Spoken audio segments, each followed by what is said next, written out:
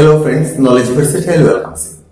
আমরা দুটো সিম্পল সেন্টেন্সকে জুড়ে একটা সিম্পল সেন্টেন্স কিভাবে তৈরি করা যায় সেটা নিয়ে বিভিন্ন পর্বে আলোচনা করছি।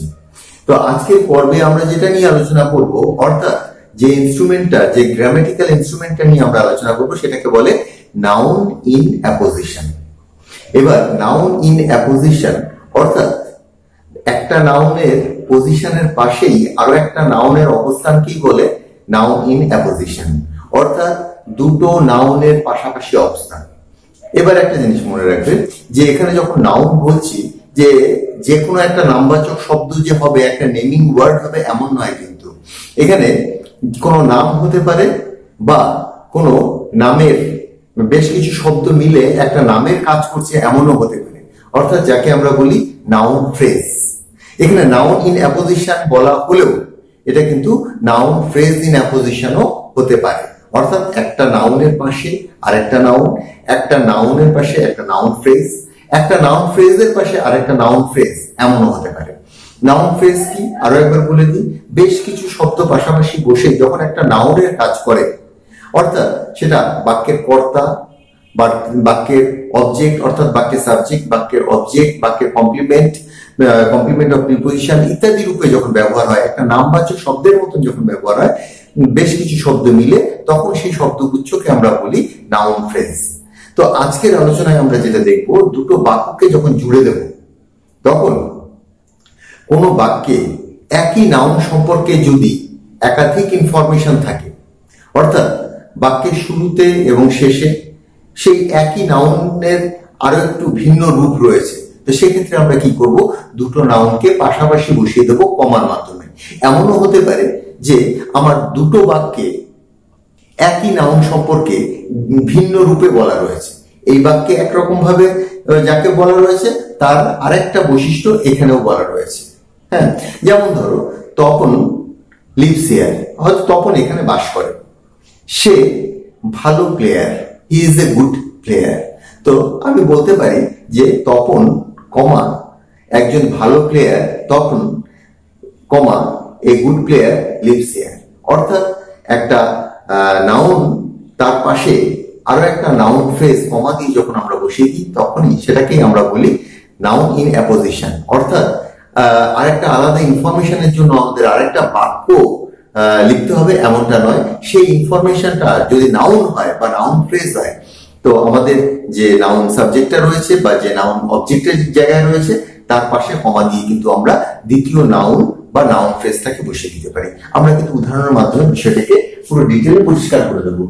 তো আজকের আলোচনা থাকছে জয়েন ইনটু সিম্পল সেন্টেন্স। আমরা দুটো বাক্যকে জুড়ে একটা সরল বাক্য তৈরি করব ইউজিং নাউন ইন অ্যাপোজিশন। তোমরা ইতিমধ্যে বুঝে গেছো যে একটা নাউনের পাশে আরেকটা নাউনের অবস্থানকে নাউন ইন অ্যাপোজিশন বলে। এখানে নাউন বলতে নাউন একটা নামবাচক শব্দও হতে পারে বা বেশ কিছু শব্দ মিলে বা যেটাকে শব্দগুচ্ছ বলে নাউনের কাজ করবে, নাউন ফ্রেজ সেটাও হতে পারে। এবার একটু দেখে নাও, ওই এক্সাম্পল দেখলে বুঝতে পারবে, খুবই সহজ এটা। তখন সাপোর্টেড মি দ্য মোস্ট, তখন আমাকে সবচেয়ে বেশি সমর্থন করেছিল। তো এখানে নাউন রয়েছে তখন এবং এটা তোমার সাবজেক্টের জায়গাতে রয়েছে। তারপরে সেন্টেন্সটা দেখো, he is a great football player, সে একজন মহান ফুটবল খেলোয়াড়, সে একজন মহান ফুটবল খেলোয়াড়। তো এবার খেয়াল করে দেখো, প্রথম বাক্যে যে নাউন রয়েছে, দ্বিতীয় বাক্যে একটা নাউন ফ্রেজ রয়েছে যেটা তপন সম্পর্কেই কিন্তু আরো ডিটেলে বলছে বা তপনকেই নির্দেশ করছে। এখানে এই গ্রেট ফুটবল প্লেয়ার, এটা কে? তপন। তো কি করতে পারি আমরা দুটো বাক্যকে জুড়ে দেওয়ার জন্য? তপনের পাশে কমা দিয়ে এই গ্রেট ফুটবল প্লেয়ার এটা বসিয়ে কিন্তু আমরা প্রথম সেন্টেন্সটা, এই সেন্টেন্সটাকেই কন্টিনিউ করতে পারি, অর্থাৎ আমাদের যে মেইন সেন্টেন্স সেটাকে রেখে দিতে পারি। দুটো সেন্টেন্সের মধ্যে কোনটা তোমাদের মেইন সেন্টেন্স সেটা কিন্তু নিতে হবে, অর্থাৎ একটা সেন্টেন্সের মধ্যে তোমার কমপ্লিমেন্ট বা সাবজেক্টের জায়গাতে নাউন সম্পর্কে একাধিক ইনফরমেশন থাকবে, সেই ইনফরমেশনটা নিয়ে মেইন বাক্যে যে নাউনটা রয়েছে তার পাশে তোমাকে বসাতে হবে। যেটা দাঁড়ালো, তখন এই great football player supported me the most, একজন মহান ফুটবল খেলোয়াড় তখন আমাকে সবচেয়ে বেশি সমর্থন করেছিল। তো তখন বসানোর পর একটা কমা দিলাম, তারপর এই গ্রেট ফুটবল প্লেয়ার আমি এই বাক্য থেকে নিয়ে দিলাম, নিয়ে তোমার এই বাক্যটাকে কমপ্লিট করে দিলাম, সাপোর্টেড মি দ্য মোস্ট। তো এটাই হয়ে গেল নাউন ইন অ্যাপোজিশন। এই যে একটা নাউন, এই যে একটা নাউন, কিন্তু এটা এক শব্দের নাউন নয়, এটা হচ্ছে একটা ফ্রেজ, একটা শব্দগুচ্ছ যেটা নাউনের কাজ করছে। হি লিভস ইন সুন্দরবনস, সে সুন্দরবনে বাস করে। তোমরা জানো যে সুন্দরবন হচ্ছে বদ্বীপ, এখানে প্রচুর দ্বীপ রয়েছে, দ্বীপপুঞ্জ। হি লিভস ইন সুন্দরবনস, সে সুন্দরবনে বাস করে। ইট ইজ এ প্লেস, এটা এমন একটা জায়গা, যদিও অনেক দ্বীপ নিয়ে বলছে, কিন্তু একটা সুন্দরবন একটা স্থানকে নির্দেশ করে, দ্বীপপুঞ্জের সমষ্টিকে। It is a place of tigers and crocodiles, এটা একটা স্থান বাঘেদের এবং কুমিরদের, অর্থাৎ it is a place of tigers and crocodiles, বাঘ এবং কুমিরের স্থান। বাঘ এবং কুমিরের স্থান কোনটা? সুন্দরবন। অর্থাৎ সুন্দরবনকে অন্যভাবে এখানে আবার ব্যাখ্যা করা রয়েছে। তো সুন্দরবনের পাশে কমা দিয়ে বলবো যে বাঘ এবং কুমিরের স্থান সেটাও সুন্দরবনই। অর্থাৎ একই নাউন সম্পর্কে যখন দ্বিতীয়বার উল্লেখ করা হয়, তখন একটা নাউনের পর দ্বিতীয় নাউনটা বসিয়ে দেওয়া বা দ্বিতীয় যে নাউন ফ্রেজটা বসিয়ে দেওয়া কি বলে? Noun in apposition. He lives in Sundarban, it is the place of tigers and crocodiles. আমরা কি নেব? এ place of tigers and crocodiles. তো তোমরা যে এই নাউনগুলোকে, এগুলোকে সাবজেক্ট রূপে পেতে পারো, অবজেক্ট রূপে পেতে পারো, কমপ্লিমেন্ট রূপে পেতে পারো, যেভাবেই পাও না কেন তোমরা কিন্তু সেগুলোকে চিহ্নিত করে সেগুলোকে কারেক্ট করবে। আমরা কি করবো? He lives in Sundarbans. এবার দেখো সাবজেক্টের স্থানে নয়, কিন্তু এর প্রথমটা ছিল সাবজেক্টের স্থানে। এবার দেখো হি লিভস ইন সুন্দরবনস, কমা, এবার সুন্দরবনটা যা এই অংশটাও তাই, অর্থাৎ সুন্দরবনস এ place of tigers and crocodiles. অর্থাৎ ক্রোকোডাইল মানে তোমার কুমির এবং টাইগার মানে বাঘ, বাঘ এবং কুমিরদের স্থান।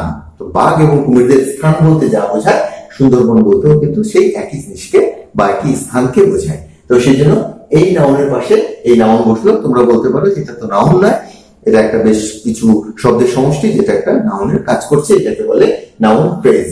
তো নাউন ইন অ্যাপোজিশনের কাজই করলো, অর্থাৎ দুটো নাউন পাশাপাশি বসলো। তারপরটা আসছে 3 নম্বর, শম্ভু মিত্র ওয়াজ এ গ্রেট অ্যাক্টর। তো প্রথম সেন্টেন্সেই কিন্তু একটা নাউন সম্পর্কে দুটো ইনফরমেশন পাচ্ছ, বা একই নাউনের দুটো দিক পাচ্ছ। একটা ব্যক্তি যার নাম শম্ভু মিত্র, আবার সেই ব্যক্তি যে একজন মহান অভিনেতা। তো মহান অভিনেতা যে ব্যক্তি আর শম্ভু মিত্র সে একই ব্যক্তি। তো কি করবো? শম্ভু মিত্রের পর আমরা একটা কমা দিয়ে এই গ্রেট অ্যাক্টরটা বসিয়ে দিলেই তো এই সেন্টেন্সটা উঠে যায়। এই সেন্টেন্সটা উঠে গিয়ে শব্দে পরিণত হয়ে যায়। কি করবো? আর এখানে রয়েছে কি? স্টেজড রক্তকরবী। সে রক্তকরবী একটা নাটকের নাম, সে রক্তকরবী নাটকটা মঞ্চস্থ করেছিল। কি করবো? শম্ভু মিত্র কমা এ গ্রেট অ্যাক্টর স্টেজড রক্তকরবী, অর্থাৎ মঞ্চস্থ করেছিল রক্তকরবী। শম্ভু মিত্রের পাশে এই গ্রেট অ্যাক্টর বসিয়ে দিলাম। তারপরটা দেখো, have you read the Mahabharata? তুমি কি মহাভারত পড়েছো? এবার মহাভারত তোমরা জানো একটা মহাকাব্য। তো যাই হোক, প্রথম সেন্টেন্সে সেসব কিছুই লেখা নেই, বলা রয়েছে তুমি কি মহাভারত পড়েছো। দ্বিতীয় সেন্টেন্সটা দেখো, ইট is a great Indian epic. এটা ভারতবর্ষের একটা মহান কাব্য বা মহাকাব্য। এটা ভারতবর্ষের একটা গ্রেট ইন্ডিয়ান এপিক, একটা ভারতবর্ষের একটা মহান মহাকাব্য। তো এখানে মহাভারত আর এই গ্রেট ইন্ডিয়ান এপিক এটা কিন্তু একই গ্রন্থকে নির্দেশ করছে। মহাভারত যা, দা মহাভারত যা, আর এই গ্রেট ইন্ডিয়ান এপিক একই। তো আমরা কি করবো? মহাভারতের পাশে কমা দিয়ে এই গ্রেট ইন্ডিয়ান এপিক বসিয়ে দেবো। এটাকে বলছি আমরা noun in apposition. Have you read the Mahabharata, comma এই গ্রেট ইন্ডিয়ান এপিক। আমাদের কিন্তু সেন্টেন্সটা প্রশ্নবোধক ছিল, অর্থাৎ নোট অফ ইন্টারোগেশনটা থেকে যাবে। Have you read the Mahabharata, comma এই গ্রেট ইন্ডিয়ান এপিক। অর্থাৎ মহাভারত বলতে যা বোঝাচ্ছে, এই গ্রেট ইন্ডিয়ান এপিক বলতে এখানে একই গ্রন্থকে বোঝাচ্ছে। 5 নম্বর দেখো, Akbar was a great empire of India. Akbar ছিলেন ভারতবর্ষের এক মহান সম্রাট। আকবর ছিলেন ভারতবর্ষের এক মহান সম্রাট। এক মহান সম্রাট বলতে যাকে বোঝানো হয়েছে, আকবর বলতে তাকেই বোঝানো হয়েছে। তা আকবরের পর কমা দিয়ে এই গ্রেট এম্পায়ার অফ ইন্ডিয়া এটা বসিয়ে দিলেই এটা একটা বাক্য ভেঙে শব্দে পরিণত হয়ে যাবে। কি করবো? Akbar comma a great empire of India. এবার দ্বিতীয় বাক্যের সাবজেক্টটাকে তুলে দেবো, কারণ আমাদের সাবজেক্টটা তো পেয়ে গেছি। হি প্রিস্ট দিন ইলাহি বা দিন এ ইলাহি। তিনি দিন ইলাহি এই ধর্মের প্রচার করেছিলেন, দিন ইলাহির প্রচার করেছিলেন। আকবর এই গ্রেট এম্পায়ার অফ ইন্ডিয়া, আকবর কমা এই দুটো নাউন পাশাপাশি বসে গেল, এই জন্য নাউন ইন অ্যাপোজিশন। প্রিস্ট মানে প্রচার করেছিলেন দিন ইলাহি, দিন ইলাহি তিনি প্রচার করেছিলেন। 6 নম্বরটাতে চলে আসছি। Hitler was the dictator of Germany, Hitler ছিলেন জার্মানির শাসক, এখন একতন্ত্র শাসক। হি কমিটেড সুইসাইড, তিনি আত্মহত্যা করেছিলেন। দ্য ডিক্টেটর অফ জার্মানি আর হিটলার একই ব্যক্তিকে বোঝানো হয়েছে, অর্থাৎ হিটলারের পর কমা দিয়ে আমরা দ্বিতীয় অংশটাকে বসিয়ে দিতেই পারি। Hitler comma the dictator of Germany committed suicide. তো Hitler the dictator of Germany একই ব্যক্তিকে বোঝানো হয়েছে দুটো দিকে। তো তোমরা দেখতে পারলে যে এখানে লাল কালিতে যে আন্ডারলাইন পার্টগুলো রয়েছে এগুলো কিন্তু আমরা নাউন ইন অ্যাপোজিশন হিসাবে কোন জায়গা থেকে তুলে এনে মূল নাউনের পাশে বসিয়ে দিয়েছি। তো এটাকেই বলে নাউন ইন অ্যাপোজিশন। তো আজকের আলোচনা এখানে শেষ করছি, পরবর্তী আলোচনায় আবার দেখা হচ্ছে। Till then, by.